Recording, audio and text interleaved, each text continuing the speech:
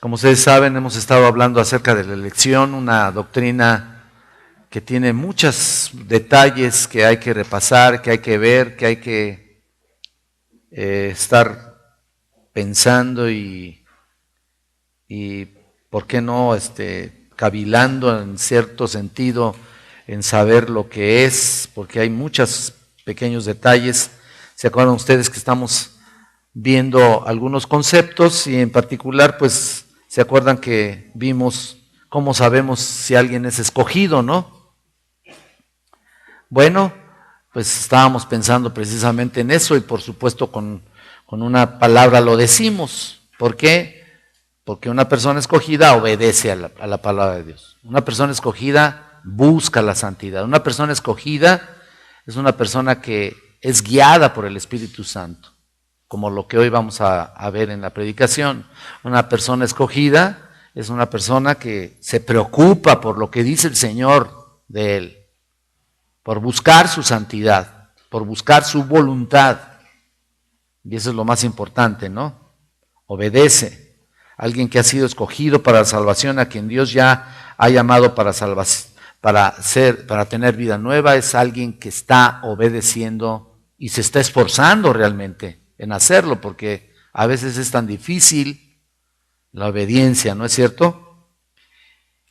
Entonces, ¿cómo sabes que eres escogido? Si estás obedeciendo la palabra de una manera concreta. Si una persona no salva, dice, bueno, ¿cómo sé si Dios me ha escogido? Bueno, la respuesta para tal persona, concéntrate en tu responsabilidad.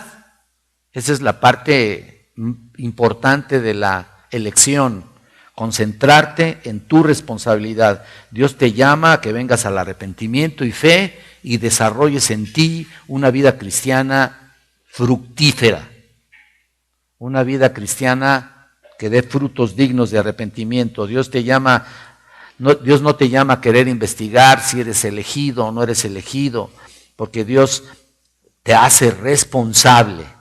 Esa es la clave. Dios quiere que acudas con responsabilidad al llamado de Dios y una vez ya salvo, podrás mirar que Dios te salvó. ¿Desde cuándo? ¿Desde cuándo? Desde antes de la fundación del mundo, ¿no? Ahí está. Entonces, qué responsabilidad, hermanos. De verdad, tú te pones a pensar acerca de eso y es una gran, gran responsabilidad. Repasamos primero a segunda de Tesalonicenses, ustedes recuerdan, en el capítulo 1, versículo 3, dice, debemos dar siempre gracias a Dios por vosotros, hermanos, como es digno, por cuanto vuestra fe va creciendo y el amor de todos y cada uno de vosotros abunda para con los demás. Y luego el versículo 4, tanto que nosotros mismos nos gloriamos de vosotros en las iglesias de Dios por vuestra paciencia y fe en todas vuestras persecuciones y tribulaciones que soportáis. ¿Se dan cuenta? Todo lo que implica el hecho de haber sido elegido por el Señor. Ahí está. Perdón, vamos a buscar ahora primera de Tesalonicenses. Creo que, y miren, queda este versículo, pero primera de Tesalonicenses en realidad es la que estaba yo buscando y dice también aquí, acordándonos sin cesar delante de Dios y Padre nuestro de la obra de vuestra fe, del trabajo de vuestro amor. Ahí está también, como que siendo la misma iglesia, era una iglesia fructífera, era una iglesia creciente, era una iglesia que se desarrollaba por sí sola. Bueno, obviamente la presencia del Espíritu Santo, ¿no? Ahí. El trabajo de vuestro amor, de vuestra constancia en la esperanza en nuestro Señor Jesucristo, porque conocemos, hermanos amados, de Dios vuestra elección. Ahí está, ¿no? Qué maravilla. Nota que recibiremos la palabra con convicción. La palabra de Dios es recibida con convicción. Ellos también, así sucedió con ellos. Vinieron en arrepentimiento y fe. También lo vemos en los frutos del Espíritu en Gálatas 5, en segunda de Pedro 1, sensibilidad a la enseñanza. Eso es lo que yo quiero realmente hacer notar esto. Sensibilidad a la enseñanza de la palabra de Dios. Y podemos ver también en primera de Juan 3:6, ¿se acuerdan? Todo aquel que peca no le ha visto ni le ha conocido, todo lo contrario, ¿no? En otras palabras, el que vive, escuchen esto, el que vive en un patrón ininterrumpido de pecado, lo dijimos la semana pasada, un patrón ininterrumpido de pecado, el que ama el pecado y aborrece la santidad, da evidencia que no es salvo y por lo tanto no se puede decir elegido. Ya dijimos que hay elegidos que aún no son salvos, pero para el no elegido su responsabilidad no es buscar a ver y con una lupa ahí como un detective buscar si es investigar si es elegido o no es elegido. No, sino venir en arrepentimiento y fe y dar un énfasis específico en la obediencia a la palabra de Dios, ¿no? Ahí está. El Señor nunca declara que tengas primero que determinar si eres elegido, para nada. Siempre es arrepentidos, ¿se acuerdan? Venid a mí todos los que estáis trabajados y cargados y yo os haré descansar. Ya. Y el que terminó en el desierto, ¿se acuerdan? Es que amó más las tinieblas que la luz, o sea, en el desierto espiritual, ¿no? Todo lo contrario también. Entonces recuerden esto, hay elegidos que aún no son salvos, que van a venir tarde o temprano a los pies de Cristo. Todo es cuestión de ¿qué?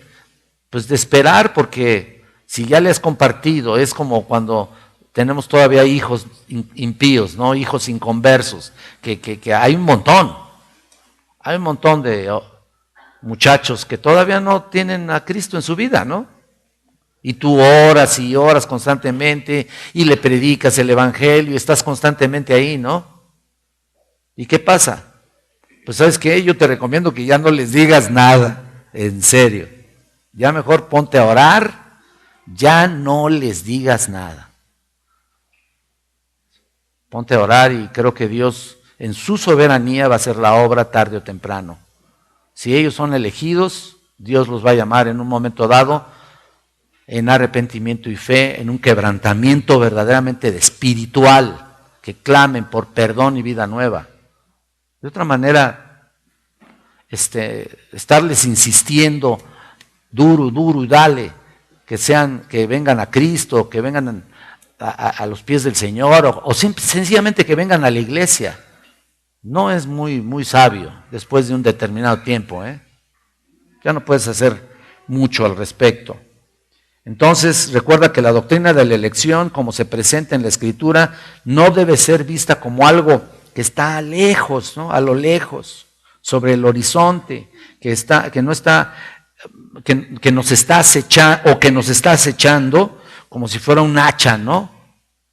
Que está por cortarnos la cabeza, ¿no? Que molesta nuestros corazones. ¿Hay quien le molesta? Y les puse el ejemplo de personas que vinieron aquí y justamente hablábamos y predicamos de la elección y terminaron yéndose porque no les gustó. Qué terrible, ¿no? Bueno, realmente molesta para algunos que no tienen una posición humilde de reconocer que Dios es soberano y que Dios está haciendo la obra en muchos corazones, por supuesto. Y que si hay algunos que se pierdan, pues se van a perder. No todos van a ser salvos, ¿no? Es una doctrina en la que debemos deleitarnos. Es una doctrina en la cual debemos descansar en el Señor. Yo desde que la estudié, desde que la descubrí, descanso en el Señor. Mira, es tu obra, Señor. Tú nomás dedícate a orar por los perdidos, llevarles el evangelio. Porque eso no nos quita la responsabilidad de llevarles el mensaje del evangelio. Así que, cuando estás explicando la doctrina de la elección, reconoce 3 partes. Mira, 3 partes o elementos cuando la compartes o la explicas. ¿Se acuerdan que les dije? No sé si comencé. La distinción, número 1. O sea, no justicia divina, sino misericordia y gracia divina. No justicia. La elección no está enfocada hacia la justicia. ¿Cómo explicas la doctrina de la elección? La pregunta no es, ¿acaso Dios no es injusto al escoger a algunos y pasar por alto a otros? O condenar a otros, ¿no? Otros lo dicen así, para nada, no es así. No es cuestión de justicia, sino de misericordia. Que quede bien claro, de gracia. Porque recuerden, si se trata de, si de justicia se tratara, ¿qué tal? ¿Cómo nos iría? Pues vámonos mejor, ¿no? Vamos a cerrar la iglesia y a ver qué pasa, ¿no? No es de gracia, es de misericordia. Si Dios nos diera lo que merecemos, como no hay justo ni aún uno, ¿qué tal? ¿Verdad? Como todos pecamos y la paga del pecado es muerte, si quieres justicia, entonces, ¿qué es lo que merecemos? Muerte. Muerte. Así, de sencillo. Nadie merece ser salvo, ni siquiera una sola persona. No hay justo, ni aún uno, Romanos 3:10. Entonces no es cuestión de justicia, sino de misericordia, de gracia divina. Porque en lugar de preguntar, ¿cómo es posible que Dios haya escogido a solo algunos? Pues mejor pregunta de esta manera. Y yo te sugiero que preguntes así. ¿Cómo es posible que Dios haya escogido a alguien cuando Él es santo y todos somos pecadores, ¿no? Mejor pregúntate eso. Todos merecemos el infierno, merecíamos el infierno. Mejor pregunta en tu mente esto. ¿Cómo es posible? ¿Qué Dios es este, no? Que sin merecerlo, aquí estamos. La salvación nunca ha sido una cuestión de justicia y sin embargo, mucha gente dice que no es justo. Así me lo explicaban las personas que venían acá. Ay, no, eso no es justo. Bueno, si actuara Dios en justicia, nadie estaría aquí, ¿no es cierto? Ahí está. Pero yo yo no creo que quieras justicia, porque la elección está arraigada a la gracia pura, está pegada, está relacionada con la gracia y su misericordia. Él es muy justo y parece que el más, fíjate este concepto, parece que el más justo, que es Dios, por supuesto, para aquellos a quienes la gracia parece más inmerecida. Él, de todas maneras, lo tiene en mente, ¿no? Mira, 1 Corintios, quiero que vayan ahí, por favor, un momento. 1 Corintios capítulo 1, versículo 6.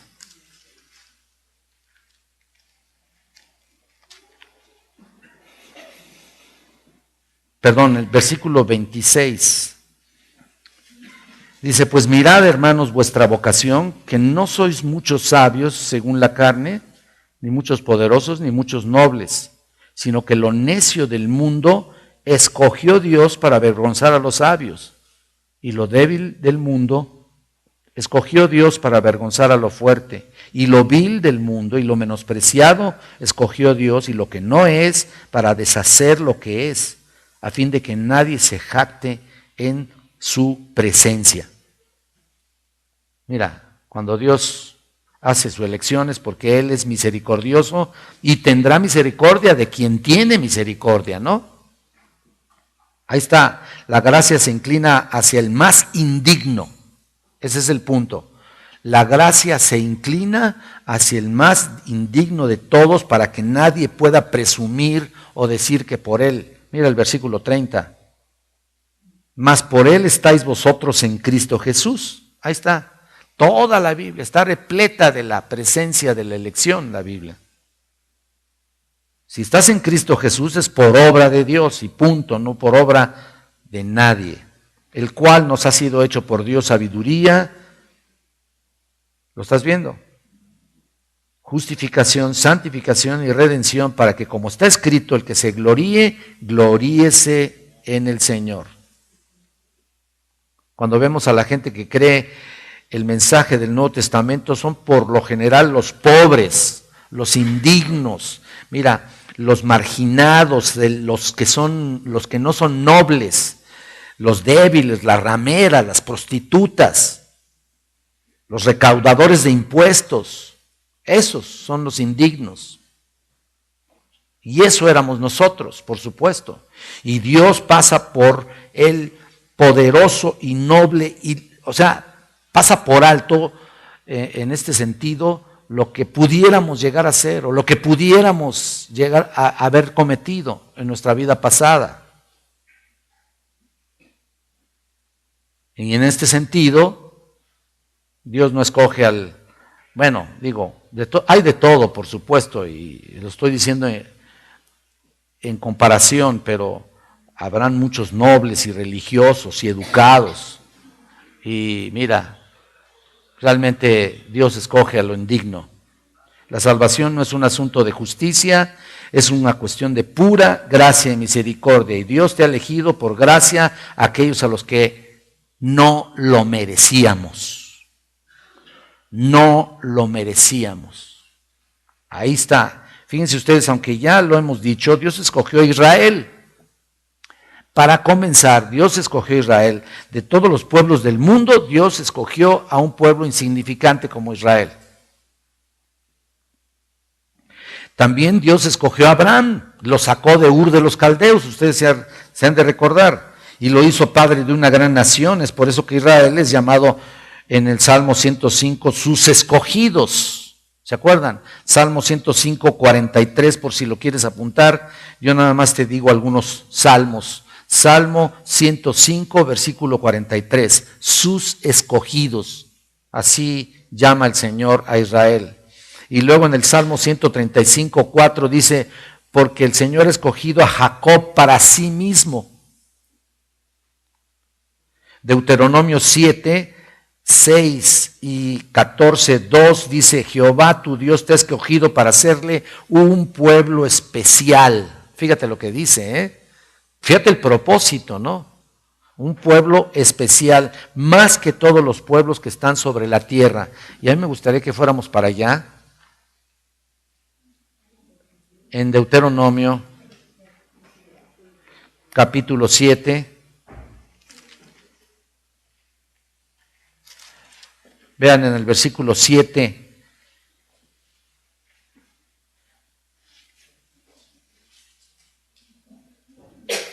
Fíjate lo que dice, no por ser vosotros más que todos los pueblos os ha querido Jehová y os ha escogido, pues vosotros erais, noten aquí esto, el más insignificante de todos los pueblos. Fíjate nada más, sino por cuanto Jehová os amó. Ahí déjalo. El ser insignificante, Dios en su amor nos escoge, ¿no? Nota eso, de su propia y libre voluntad predeterminada, estableció su amor sobre ellos. Y es algo inexplicable, por supuesto. Fuera de esto, no hay ninguna otra razón. Tú puedes encontrar y pensar y decir, inventar, si quieres, hasta incluso añadirle ahí algunos versículos, pero no vas a encontrar una razón específica. Simplemente Él lo determinó de esa manera y por amor a ellos. Punto. Puedes ver en el Nuevo Testamento que tiene el mismo tipo de lenguaje, ¿no? La iglesia también, por supuesto, está llena de elegidos, la iglesia, los escogidos, y esto no es un término aislado en referencia a la iglesia, a lo que llamó aquí al del pueblo de Israel. No es un término aislado con referencia a la iglesia, se repite constantemente. En Mateo 24, en el discurso, ¿se acuerdan?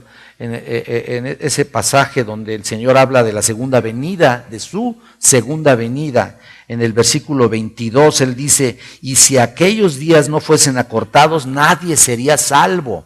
¿Se acuerdan? Mas por causa de los escogidos. Qué maravilla ese pasaje, ¿no? Qué maravilla. No es un sustantivo, quiero que lo entiendas así. No es un nombre, no es un término que describe a los que se dicen ser cristianos o creyentes, son a los escogidos. Vamos a verlo, por favor. Mateo 24.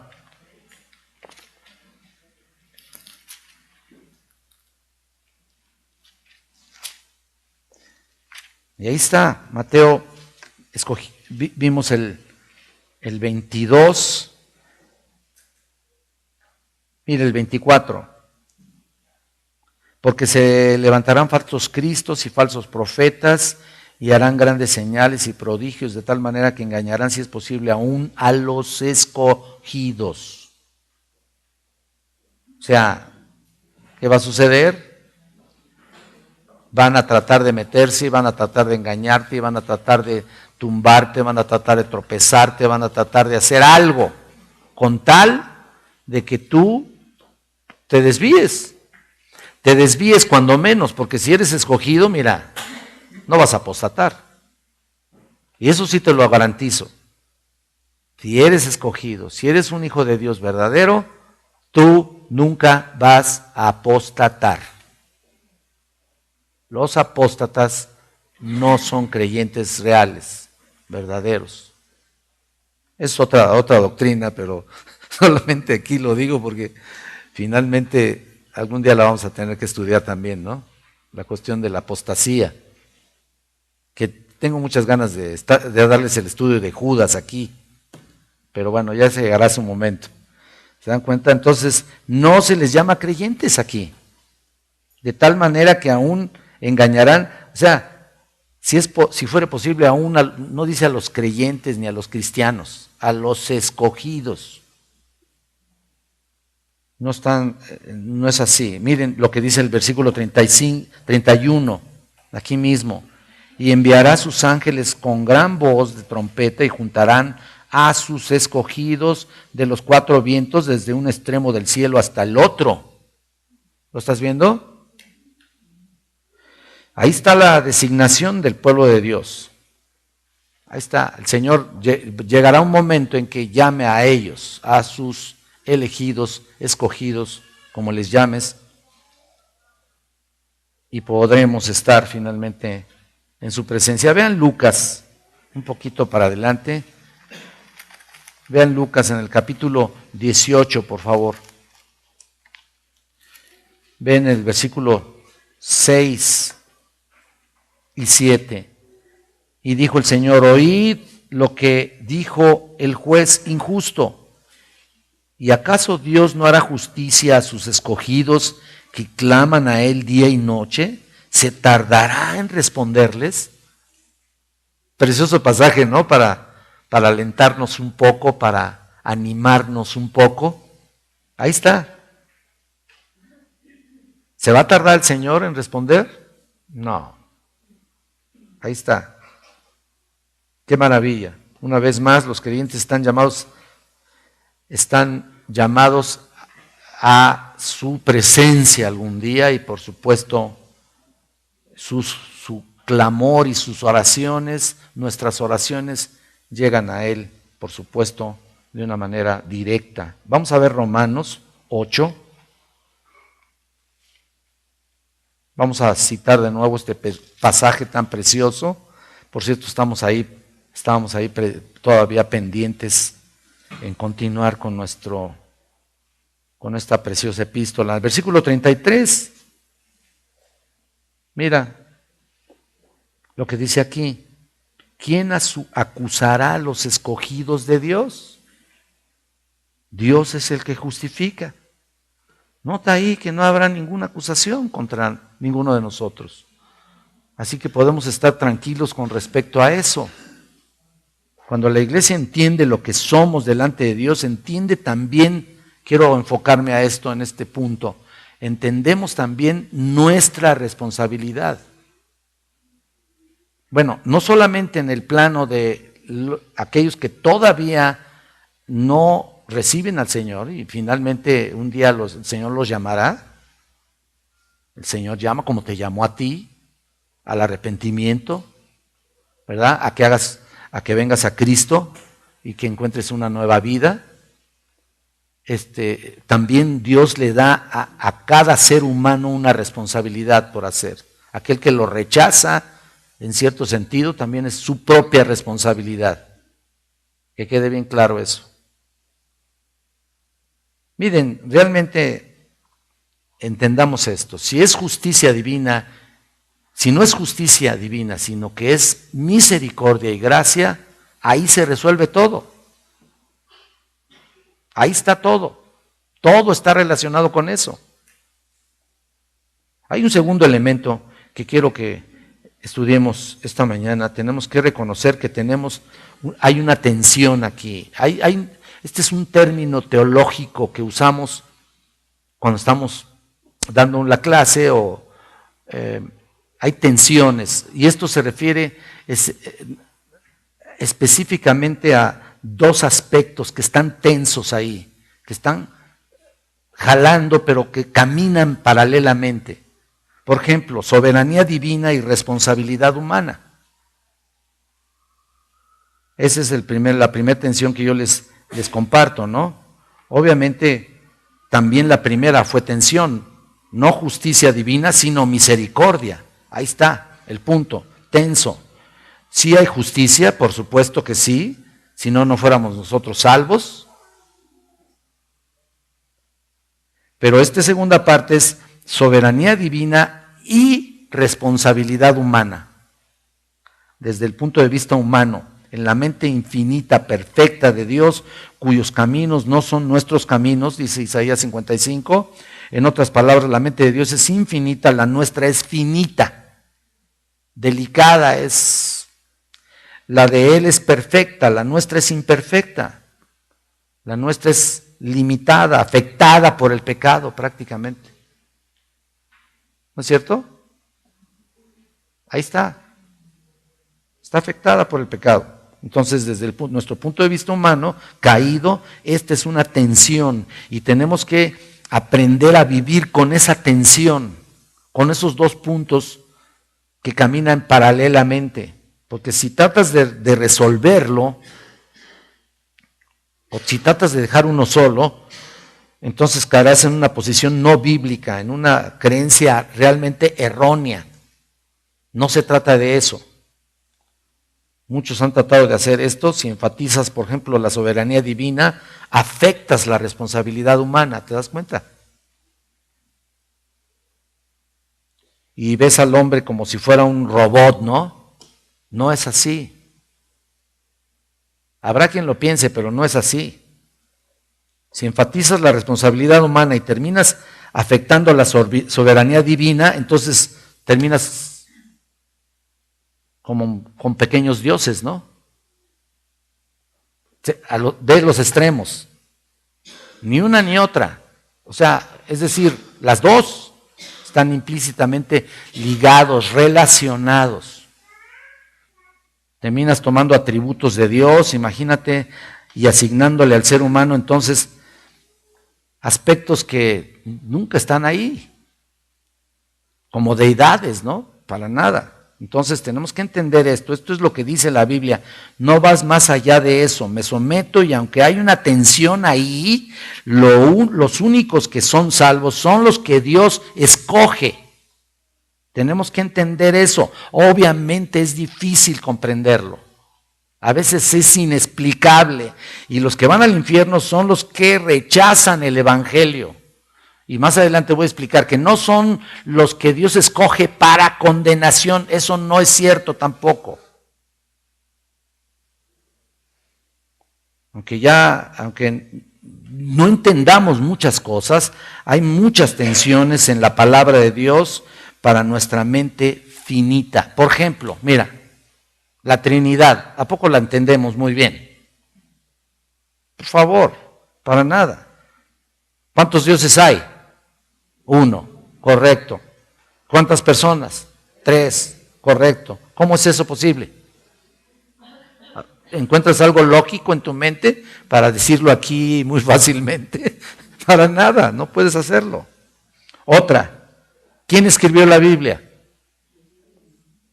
¿Los hombres o Dios? Ahí está la tensión. Ahí está la tensión, hermanos queridos. ¿Se dan cuenta? Ambos. Los dos.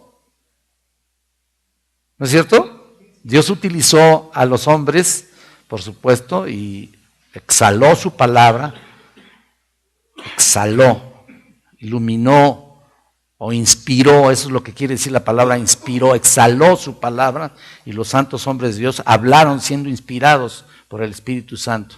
¿Te das cuenta? Pero es Dios, por supuesto, y utiliza también las personalidades, y etcétera, etcétera. ¿Quién vive tu vida cristiana? ¿Quién vive tu vida cristiana? ¿Tú? ¿Quién es responsable por obedecer? Tú, pero ¿por tus propias fuerzas? Entonces, ¿verdad? ¿Quién te ayuda? Por supuesto.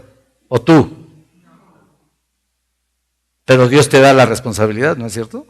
¿Verdad? Aun cuando tienes el Espíritu de Dios en tu vida y no te puedes manejar sin el Espíritu Santo y buscas su voluntad y estás en su palabra y buscas hacer la voluntad de Dios, ¿y qué pasa? Te manejas por medio del Espíritu Santo, ¿no? ¿Ok? Pero Dios te responsabiliza. Y ahí está el punto. Ahí está el punto. Si fuera el Espíritu nada más, pues ¿para qué nos utiliza, no? Hay tantos mandatos que obedecer, por supuesto, y te responsabiliza a ti, pero le obedeces ¿por qué? Porque tienes al Espíritu Santo, ¿no? Entonces eso es lo que yo quiero decir. Pablo mismo presenta esa tensión. Ustedes recuerdan Gálatas 2:20, ¿no? ¿Se acuerdan? Con Cristo estoy juntamente crucificado y ya no vivo yo, mas Cristo vive en mí, y lo que ahora vivo en la carne, lo vivo en la fe del Hijo de Dios, el cual me amó y se entregó a sí mismo por mí, ¿no? Ok. Entonces, estás crucificado con Cristo, ¿no? Correcto. Pero Cristo vive en ti. ¿Cómo es eso? Y dice ahí, lo que ahora vivo en la carne, lo vivo en la fe. Acabas de decir que Cristo vive en ti y ahora vives en la carne, ¿no? ¿Cómo es eso? Te das cuenta que son aspectos que no podemos resolver tan fácilmente de momento, ¿no? Pero sin embargo, Dios te responsabiliza. Si tú estás viviendo en la carne, te responsabiliza. Pero también dice, lo que ahora vivo en la carne, lo vivo en la fe del Hijo de Dios, el cual me amó y se entregó a sí mismo por mí. Bueno, ¿cómo estás viviendo tu vida, no? ¿Cómo estás desarrollando tu vida cristiana? Ahí está el punto. El asunto aquí es que hay dos doctrinas como esta que tenemos que reconocer que van de la mano. Es una tensión imposible de resolver desde el punto de vista humano hasta que estemos en su presencia. Esa es la verdad, donde se nos será revelado todas las cosas. Mientras tanto, por mucho que estés ahí pensando, bueno, lo hago esto, realmente sí, esto es del Señor, no es del Señor. ¿Y qué tal cuando desobedeces? ¿Lo haces en el Espíritu? Pero tienes el Espíritu. Entonces, es realmente difícil. Y todo esto tiene que ser enseñado. En ninguna parte de la Escritura dice que hay enseñanzas para diferentes niveles de crecimiento. No. Toda la Escritura es inspirada por Dios. Aún a pesar de que nosotros, por ejemplo, aquí tenemos fundamentos de la fe, tenemos membresía, y no porque nosotros los pongamos en primaria o en parvulitos y luego lleguen a primaria y luego entren a secundaria y entren a preparatoria. No. Y yo les dije a los ancianos una vez, mira, vamos a desbaratar eso, porque parece como si estuviéramos metiéndolos en grados distintos. La hermana, por ejemplo, se graduó del seminario, la hermana María Luisa Gutiérrez, y ella se sometió y tomó fundamentos de la fe, pero enriqueció también su vida, ¿no, hermana? Bello, ¿no? Así que no hay diferentes niveles, tú simplemente piensa esto. Toda escritura es inspirada por Dios. Tenemos que enseñar todo el consejo de Dios. Nadie puede decir estas doctrinas son solamente para ciertos niveles de crecimiento. Tú debes saberlas, debes estar enterado y debes de conceptuarla lo más que puedas en tu corazón, en tu mente, pues para entender a Dios. Y cada día vamos entendiendo mejor a Dios. Y ese es el crecimiento. Esa es la edificación. No hay otra manera. No es nomás tenerla en la mente, ¿eh? Esto también es otra cosa. Hay gente que la tiene en la mente y todo el tiempo está pensando o se puede jactar de tener muchas cosas en la mente. ¿Y de qué le sirve si su vida no está caminando como debe ser? Qué problema, ¿no? Hay muchos eruditos espirituales por ahí, sin tener una vida realmente que se congruente con lo que han conocido. Y bueno, Dios les va a mandar ¿qué? O les va a decir, no, fue mi espíritu, ¿no? No, mira, realmente tenías a Cristo y no te culpo. No, te va a demandar. Y por eso, en este sentido, todos los creyentes vamos a estar en el tribunal de Cristo, pero no para condenación. Recuerdan ustedes que hemos explicado los que hemos estado en algunas clases por ahí de escatología. Cristo finalmente te va a demandar lo que hiciste, sea bueno, ¿se acuerdan? O sea malo. Pero finalmente va a ser ¿para qué? ¿Para condenación? ¿Para qué va a ser? ¿Por qué vas a recibir un premio si no hiciste nada tú? A ver, ¿por qué vas a recibir un premio si no? Hay las coronas, ¿no? Como pasaba en las Olimpiadas de Grecia, ¿no? Su laurel ahí, era todo lo que recibían, unas hojitas ahí enredadas ahí. Y tú dices, pues, ¿qué valor tiene eso? Pero era un honor, ¿no? Recibir todo eso, qué barbaridad. Pero a ti y a mí nos va a dar una corona, unos galardones que no mereces tampoco, que no merecemos nadie, porque todo lo que hicimos, fíjate, lo que hicimos, estoy diciendo lo que hicimos, que finalmente fue obra del Espíritu Santo en ti. Entonces, ¿cuál mérito tienes? Por favor. Bueno, otra. La pregunta que aquí les hago, ¿cómo pudo o puede la decisión divina y humana coexistir? ¿Cómo? ¿Cómo puede coexistir al mismo tiempo? Bueno, ahí está, la Biblia presenta ambas. ¿Por qué creen que el arminianismo en un momento dado se hizo famoso? Incluso estaba yo con Toño el viernes, ¿sí? Estaba yo con Toño Ortega, el director del seminario, y realmente Arminio comenzó bien, en cierto sentido comenzó bien. Todos sus seguidores en realidad fueron distorsionando lo que él estaba enseñando. No estoy diciendo que haya sido exactamente como los puntos de vista de Calvino, no. Pero sí estaban correctos. Incluso Arminio creía en la elección en un principio. Pero la gente que le rodeó es la que distorsionó todo. ¿Sabían eso? Y sí le creo. Obviamente está tomando clases ahí con 2, 3 hermanos ahí en el Masters Seminary de Los Ángeles y realmente tú dices, qué barbaridad, qué tremendo que después de que estás enseñando, ¿por qué creen que Pablo dice, mucho me temo que después de mi partida, ¿se acuerdan ustedes? Habrá hombres sanguinarios, hombres que sin escrúpulos, que meterán sus herejías destructoras y van a distorsionar todo lo que he dicho. Se va a caer todo lo que he enseñado. Van a expandir su veneno.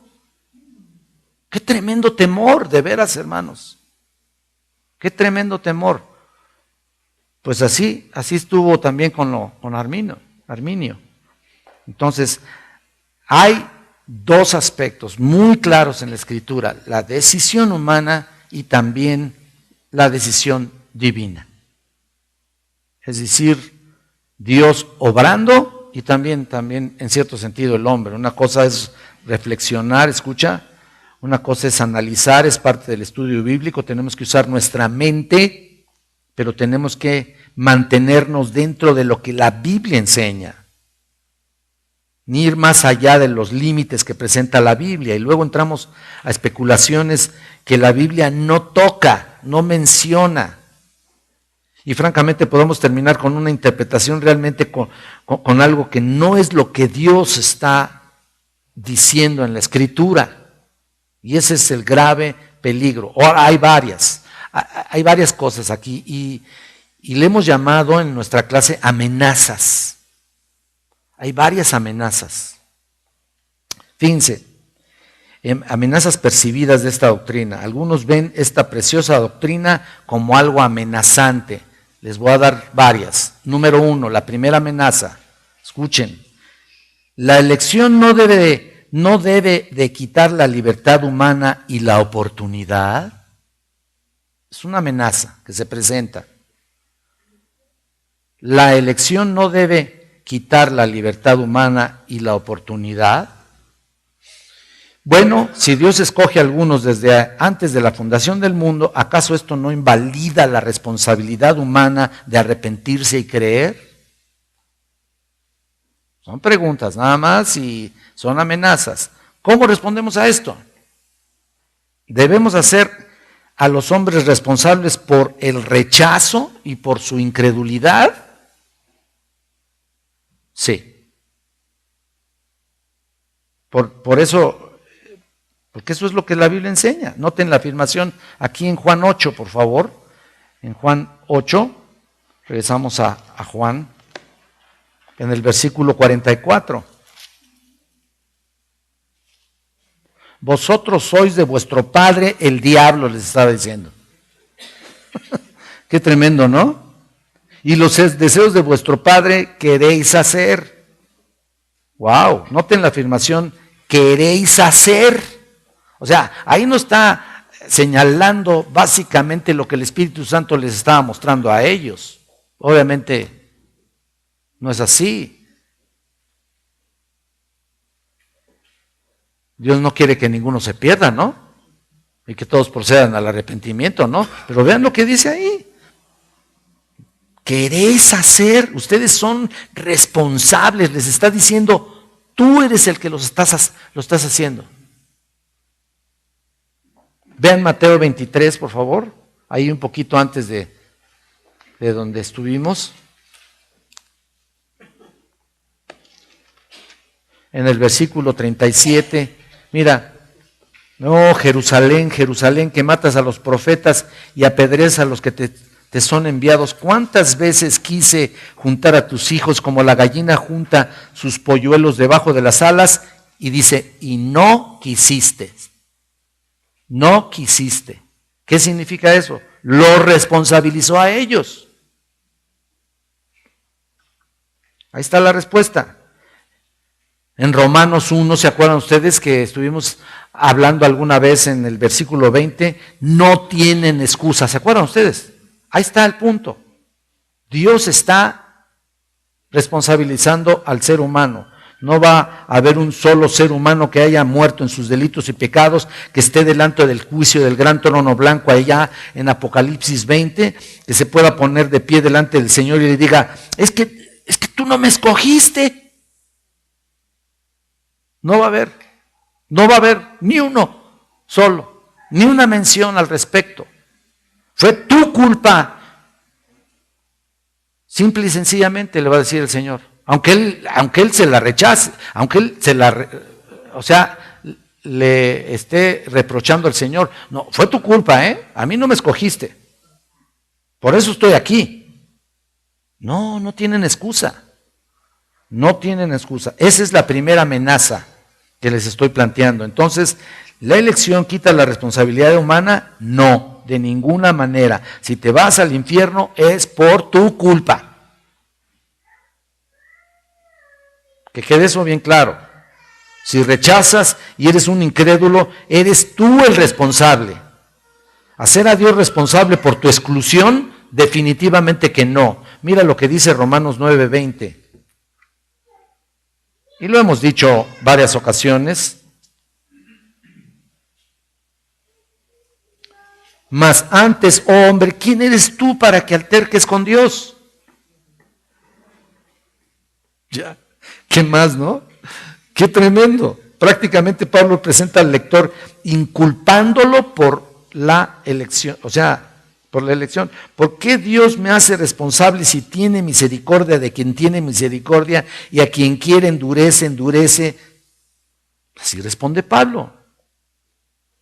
No se mete en ningún tipo de discusión teológica ahí, ni te da una explicación ahí para que quedes satisfecho al respecto. No, no hace eso, no hace eso. Mira, vamos a un pasaje ahí mismo en el 9:10. Es la clave, y todo esto, este texto enfatiza la elección soberana de Dios, independientemente de cualquier factor externo a él. Recuerden el contexto. Vamos a ver desde Isaac 9:10. Dice, y no solo esto, sino también cuando Rebeca concibió a uno de Isaac nuestro padre, pues no había aún nacido, ni habían hecho ni aún bien ni mal para que el propósito de Dios conforme a la elección permaneciese, no por las obras, sino por el que llama. Se le dijo, el mayor servirá al menor. Versículo 13, como está escrito, a Jacob amé, mas a Esaú aborrecí. Pero aquí no está diciendo que el hecho de que aborreció está condenándolo, Eso no está diciendo, para que no estés pensando eso, Ahí aún no habían nacido, mira, ese es el punto. No habían nacido sin haber hecho ni bien ni mal, sin haber algún factor externo a Dios. Él escoge de acuerdo a su discreción soberana y perfecta. Y Él escogió, Él lo eligió y da el ejemplo de Isaac a Ismael también, da el ejemplo de Jacob a Esaú, da el ejemplo del faraón. Mira, ve el versículo 18. De manera de que quien quiere tiene misericordia, el que quiere endurecer, endurece. ¿Lo estás viendo? Pero me dirás, ¿por qué? Pues sin culpa. ¿Por qué? Esa es una tendencia. Nuestra lógica humana es la tendencia de sencillamente echarle la culpa. Porque si Dios escoge al que quiere, entonces, porque culpa o condena al que está en el infierno y que finalmente no lo escogió, no puede hacer eso, no puede inculpar a Dios. ¿Quién ha resistido su voluntad? A ver, y esa es otra de las doctrinas que vamos a estudiar después, ¿no? Si Dios no quiere que alguien termine en el infierno, ¿por qué lo hace responsable, no? Tú dirás, tú te preguntarás. ¿Cómo responde Pablo a todo eso? Mira el versículo 20. Mas antes, oh hombre, ¿quién eres tú para que alterques con Dios? Dirá el vaso de barro al que lo formó, ¿por qué me has hecho así? En otras palabras, recuerda que tú eres tú y quien piensa quién es Dios, ¿no? Versículo 21. ¿O no tiene potestad el alfarero sobre el barro para hacer de la misma masa un vaso para honra y otro para deshonra? Vean que todo depende del alfarero. La masa es la misma. El que determina el uso del vaso es ¿quién? El alfarero, ¿no? Vean el versículo 22 aquí. ¿Y qué? Si Dios, queriendo mostrar su ira y hacer notorio su poder, soportó con mucha paciencia los vasos de ira preparados para destrucción. Es un versículo muy difícil, también este pasaje. Todo es cuestión de que Él quiera. Él lo quiso así, desplegar su gloria al mostrar su ira y hacer notorio su poder. Esa es la razón que la Biblia nos indica por lo que Dios permite pues, toda la maldad en el mundo. ¿Por qué? Porque quiere mostrar su ira, mostrar su gloria, aun cuando permite toda la maldad. ¿Sabes qué? Es para su gloria. Si Dios está permitiendo que tú estés hablando del Evangelio a muchas personas, ¿para qué finalmente es la salvación? Tú dices, para ser salvo yo. No, es para su gloria. Que quede bien claro ese punto. Todos los aspectos son para su gloria eterna. ¿Y quién podrá decir otra cosa? Él preparó de antemano, correcto, y es para su gloria. Mira el 24, a los cuales también ha llamado, esto es, a nosotros, no solo de los judíos, sino también de los gentiles. Ahí está. Si Dios no hubiera permitido el pecado, esa es la implicación de este versículo, no hubiera mostrado la totalidad de sus atributos, así de sencillo, no lo hubiera podido mostrar. ¿Cómo? Pero no habría mostrado la plenitud de su gloria. Recuerden, su gloria se refiere a la suma de sus atributos. Que quede bien claro ese aspecto. Muy importante. Si Dios no hubiera permitido el pecado, en su sabiduría perfecta, así lo dispuso. No habría mostrado gracia. Ahí está. No habría mostrado ira, porque la ira de Dios se revela contra toda ¿qué? Impiedad, exactamente. Y si se revela contra toda impiedad es porque está mostrando su gloria, su santidad, su odio hacia el pecado.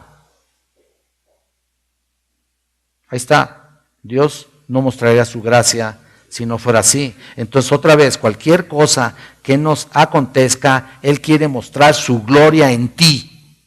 Que quede eso bien claro. Su gloria en ti, aún en los accidentes, mira, aún en las enfermedades, desde el punto de vista teológico, aquí está tu propia respuesta. Para todo eso es porque Dios escogió desplegar su gloria en ti, en tu propia vida. Bueno, ya estoy predicando, mejor vamos a terminar. Vamos a terminar con esto y a prepararnos para nuestro servicio dominical. Así que nos vemos la otra semana, si Dios nos permite, para seguir adelante. Todavía hay muchas cosas, Todavía hay muchas cosas y muchos detallitos ahí ricos. Saboreemos. Vamos a orar. Vamos a orar. Señor, gracias te damos por tu bondad, por tu amor. Señor, gracias por tu misericordia, porque nos das la oportunidad, Señor, de responsabilizarnos, de vivir una vida distinta, de vivir una vida que te glorifique a ti, Señor. No permitas que haya momentos que no te tomemos en cuenta, por supuesto que no. Aún si estamos viviendo de una manera humana, carnal, aún en eso, Señor, es finalmente para arrepentirnos y seas tú glorificado, Señor. Ayúdanos a entender este propósito maravilloso, divino, y prepáranos en esta mañana para nuestra reunión, para adorarte y alabarte con todos nuestros hermanos. En el nombre de Cristo. Amén.